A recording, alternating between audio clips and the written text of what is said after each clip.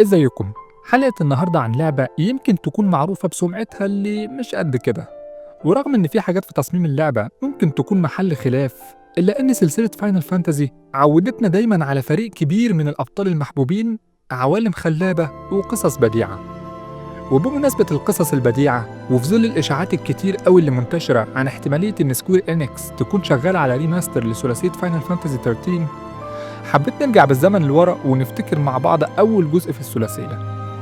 الحلقة مش هتكون مراجعة للعبة، لكني هحكي القصة المعقدة لفاينل فانتازي 13 بالترتيب الزمني الصحيح للأحداث، مش بالترتيب اللي اتحكى في اللعبة وبشيء من الاختصار.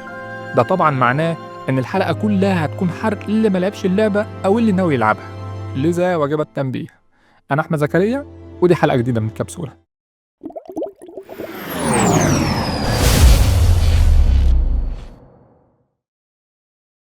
اللعبة بتحصل في عالم جراند بولز، وفوقه بيطفو كواكب اسمه كوكون، حاجة كده أصغر من القمر وبيطفو فوق جراند بولز مش بيدور حواليه.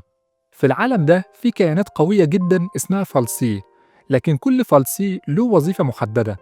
على سبيل المثال في فالسي بيوفر الإضاءة زي الشمس كده، حد تاني بينتج الأكل وهكذا. الفالسي ما يقدرش يعمل حاجة غير الدور اللي هو مخلوق عشانه. هما نوعين، اللي عايشين في كوكون وبيحكموها اسمهم سانكتوم فالسي، أما اللي عايشين على أرض بولس اسمهم بولس فالسي.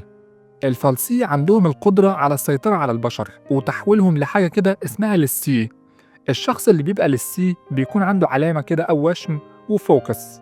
الفوكس بتاع اللسي هي المهمة بتاعته، ما بتتقالوش بشكل صريح، لكنه بيشوف رؤى غامضة تديله تلميحات تقوله الفوكس بتاعه ممكن يكون عن إيه. وشم اللسي بيسمح للشخص إنه يستخدم السحر ويستدعي الأيدولونز، كائنات كده عشان تساعده. لو اللسي ما خلصوش المهمة بتاعتهم في الوقت المحدد بيتحولوا لوحوش فاقدة للوعي اسمها السيس، واللي في النهاية بتتحول لأحجار. أما اللسي اللي بيخلص مهمته بيتحول لكريستال وبيعتقد إنه بيحصل على الحياة الأبدية. سكان كوكون وبولس بيخافوا من بعض. شعب كوكون شايفين بولس مكان غير آدمي مليان حاجات مرعبة، في حين إن سكان بولس بيبصوا لكوكون على إنه عش دبابير ممكن يضربهم في أي لحظة. من مئات السنين قبل بداية أحداث اللعبة كان في حرب بين بولس وكوكون اسمها حرب التعدي. أثناء الحرب دي اتنين من الليستي بتوع بولس وهما فانج وفانيل كان عندهم فوكس إنهم يدمروا كوكون. عشان يعملوا ده تم منحهم القدرة على التحول لمخلوق اسمه راجناروك، لكنهم قبل ما يخلصوا الفوكس بتاعهم اتحولوا لكريستال. لما الحرب خلصت كوكون حصدت مواد من بولس لإعادة إعمار القشرة الخارجية بتاعتها. جزء من المواد دي كان الفيستج، وجواه كان في فالسي اسمه أنيما، زائد الأجسام الكريستال بتاعت فانج وفانيل. الفيستج في النهاية بقى أحد معالم بلدة بودن في كوكون. قبل بداية أحداث اللعبة ب 13 يوم فانج وفانيل صحيوا من حالة الكريستال اللي كانوا فيها. فانج فاقدة أي ذكرى ليها علاقة بالفوكس بتاعها، ووشم الليسي بتاعها زي ما يكون ممسوح. أما فانيل الوشم بتاعها وذكرياتها موجودين، لكنها عملت نفسها فاقدة الذاكرة هي كمان. خوفاً على صاحبتها إنها تتحول للسيث، فانج أقنعت فانيل إنهم يروحوا لأي سانكتوم فالسي على أمل إن ذكرياتهم بخصوص الفوكس بتاعهم ترجع لو هاجموا أي فالسي عدو. لما السانكتوم فالسي استشعر حضور اتنين من الليسي بتوع بولس حاول يدافع عن نفسه بتحويل أقرب إنسان يقدر يلاقيه للسي. الليسي الجديد ده صادف إنه ولد صغير اسمه داج، ابن واحد من أبطال اللعبة الرئيسيين وهو ساز. الجنود اللي بيحرسوا المنشأة انتبهوا هم كمان، مما تسبب في إن فانج تفضل وتعطلهم عشان فانيل تعرف تهرب. فانج في النهاية بيتقبض عليها من قبل وحدة عسكرية معروفة بسلاح الفرسان أو الكافالري، وفانيل بتهرب وبترجع لبودن. أما داج اللي بقى سانكتوم لسي بتاخده قوات السايكوم، وهم فرع عسكري تابع للسانكتوم عشان يساعدوه يكمل الفوكس بتاعه. في نفس الوقت أنيما البولس فالسي اللي كان نايم جوه الفيستج صحي. سيرا أخت بطلة اللعبة لايتنينج هي كمان كانت في الفيستج وقتها، وأنيما حولها للسي. خوفاً من إنها دلوقتي بقت عدوة الكوكون، سيرا بتقول لصديقها سنو واحد من أبطال اللعبة برضه إنها هتفركش معاه. سيرا عملت كده عشان تمنعه من إنه يتورط مع لسي من بولس، لكن سنو بيرفض يتخلى عنها وبيوعدها إنه يساعدها تكمل الفوكس بتاعها. وبيروحوا اللايتنينج يقولوا لها. لايتنينج بتعترض على الجوازة دي، هي ما بتحبش سنو لأنه زعيم عصابة اسمها نورا، وبما إنها عضوة في فيلق الحراس لايتنينج بتقول لسيرا إنها لو فعلا للسي وظيفة لايتنينج هي إنها تقبض على أختها، وده بيخلي سيرا تهرب. في الوقت الحالي قوات السايكوم بتكتشف البولس فالسي وبتحاصر بودم. سنو وسيرا بيحاولوا يهربوا على مركبة، المركبة بتتصاب فسيرا بتحاول تنط على حافة الفيستيج لكن بيتقبض عليها من قبل الفالسي. كنتيجة بقى لكل ده، السانكتوم بيقرر تطهير سكان بودن والفيستيج وإرسالهم لبولس. السكان بيتم جمعهم في قطر المفروض إنه رايح بولس. لايتنينج أخيراً بتصدق سيرا وبتقرر تركب قطر التطهير عشان توصل للفيستيج وتنقذها.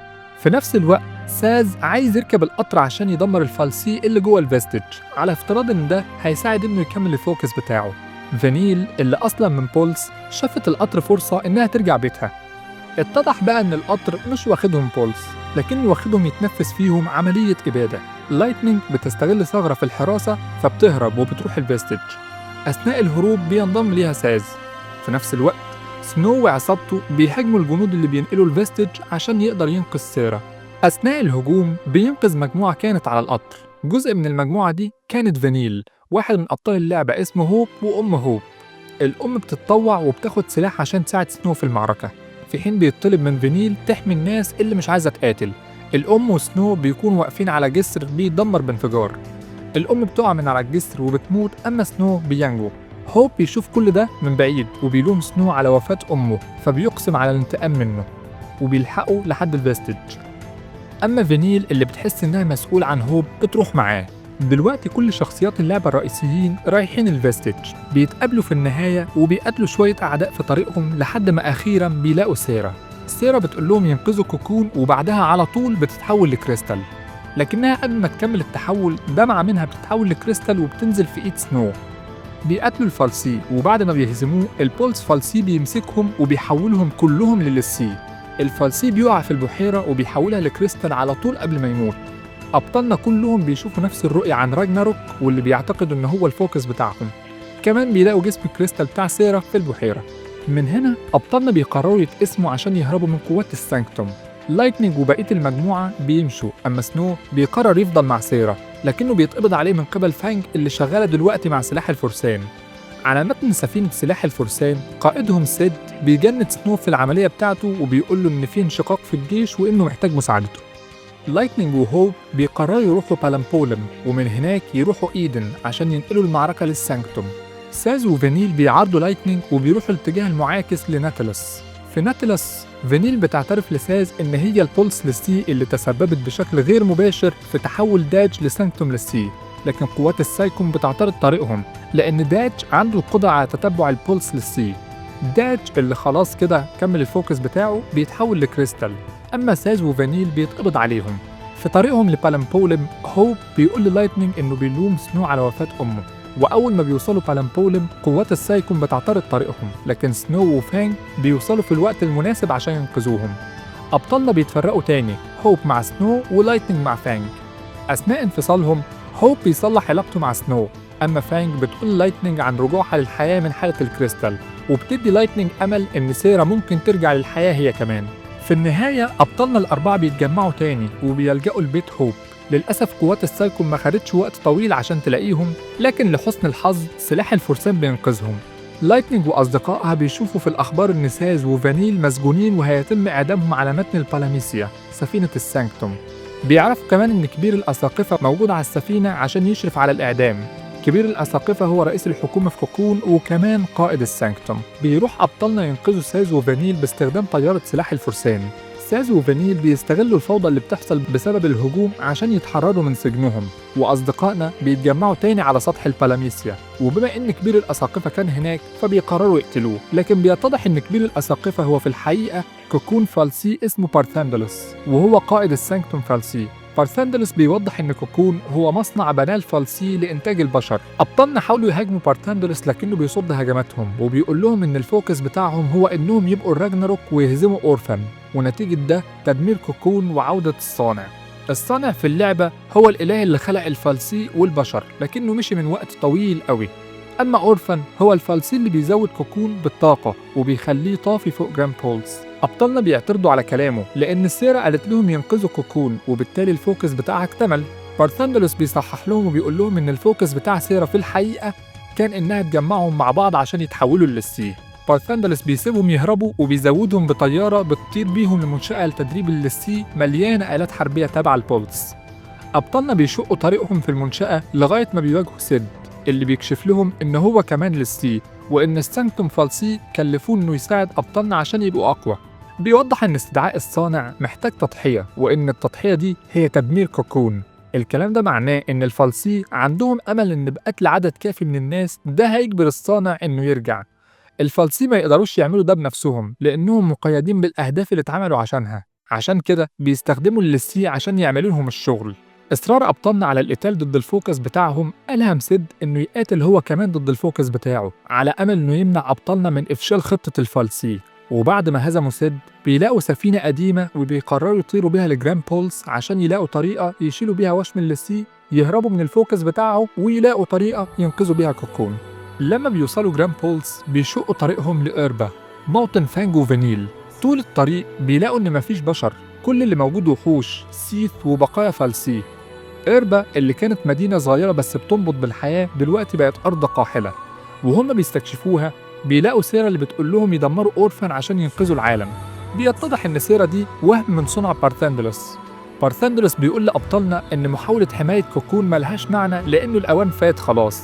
لما كانوا في جراند بولس بارثاندلوس استقال من منصبه ككبير للأساقفة وعين سيد اللي رجع للحياة مكانه، ده عشان سلاح الفرسان يشوف سيد كخاين فتبدأ حرب أهلية تسبب فوضى في كوكون.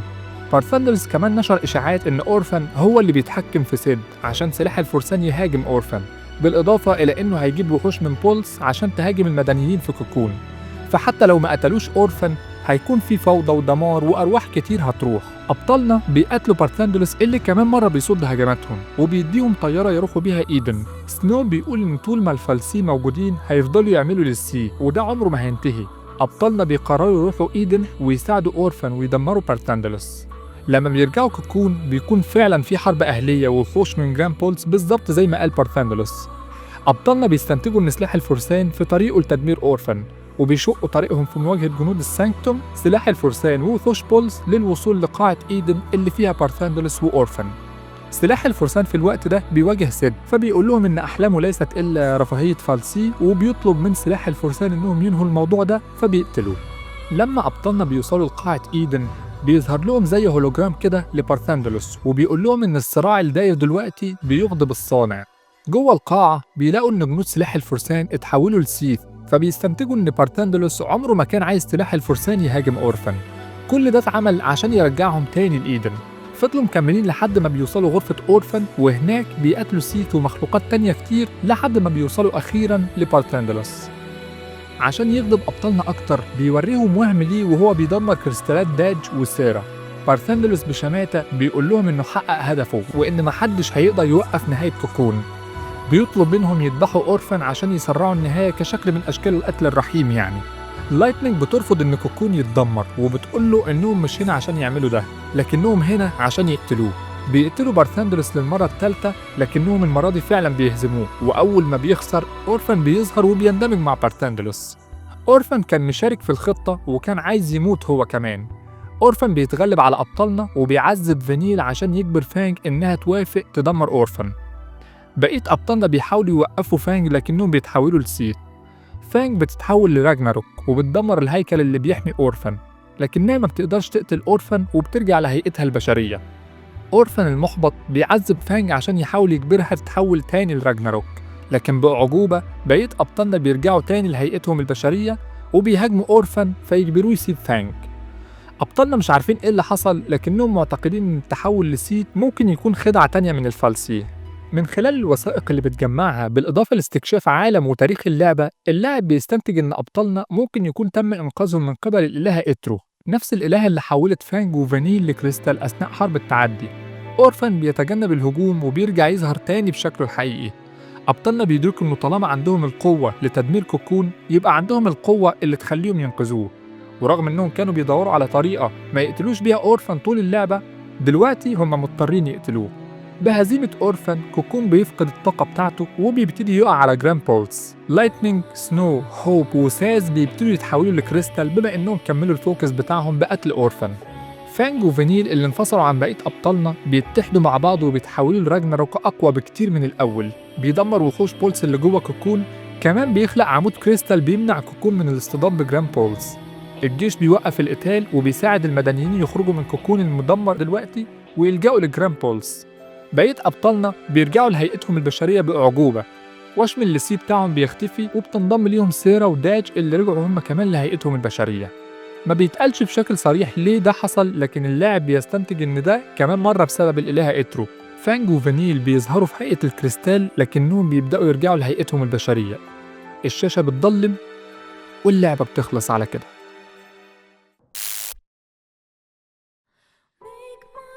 وبس كده. ما تنسوش اللايك لو عجبتكم الحلقة، وقولوا لي في الكومنتس لو حابين إن احنا نحكي القصص بتاعة الجزئين التانيين أو قصص ألعاب تانية أو حتى أفلام أو مسلسلات. وأشوفكم الفيديو الجاي. سلام.